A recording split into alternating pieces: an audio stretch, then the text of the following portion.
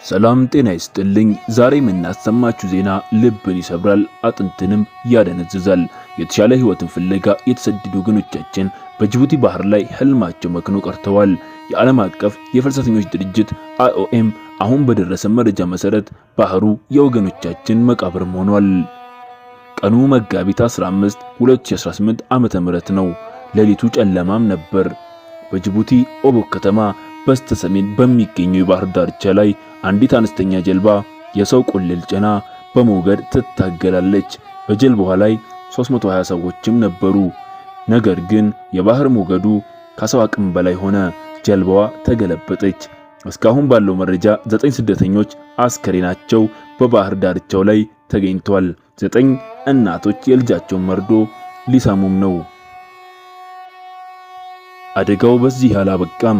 IOM እንዳስታወቀው 45 ስደተኞች የት ደረሱ? በህይወት አሉ ወይስ ባህሩ ዋጣቸው የሚለው እስካሁን አይታወቅም። ቤተሰብ በጭንቀት ደጅ እየጠበቀ ነው። የባህር ዳርቻው ግን አሁንም ዝምታውን መርጧል።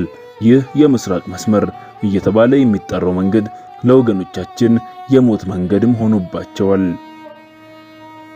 እንደ ፈረንሳይ ዜና አገልግሎት ዘገባ ከሆነ በዚህ አደገኛ መንገድ ላይ የሚጓዙ አብዛኞቹ ኢትዮጵያውያን ናቸው። በ2024 ብቻ 922 ስደተኞች በዚህ መስመር ህይወታቸው አልፏል። ይህ ቁጥር እስካሁን በታሪክ ከተመዘገቡት ሁሉ ከፍተኛውና አስከፊውም ነው። ለምን?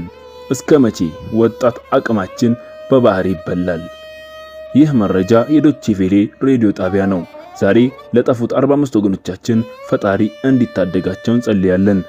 ለሞቱትም መጽናናትን እንመኛለን። እናንተስ ምን ትላላችሁ? ይህ ስደት መቼ ነው የሚያበቃው? ሐሳባችሁን በኮሜንት ስር አስፍሩልን። መረጃውን ለሌሎች እንዲደርስ ቪዲዮውን ሼር ማድረጉን አይርሱ። ተከታታይ መረጃዎችን ለማግኘት ሰብስክራይብ ማድረጋችሁን እንዳትረሱ። ህይወት ከምንም በላይ ውድ ናት። ሰላም ለሀገራችን፣ ሰላም ለኢትዮጵያ።